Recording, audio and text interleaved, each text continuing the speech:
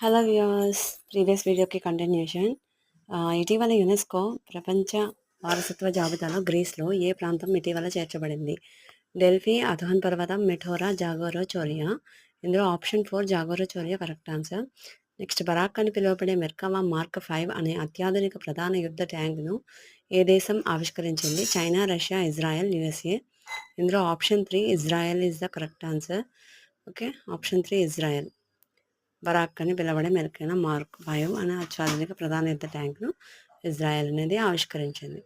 Next, అక్టోబర్లో భారతదేశ స్థూల వస్తువులు మరియు సేవల పన్ను వసూళ్ల వార్షిక వృద్ధి రేటు ఎంత? 10.6%, 6.5%, 12%, 8.9%. ఇందులో option 4 8.9% is the correct answer.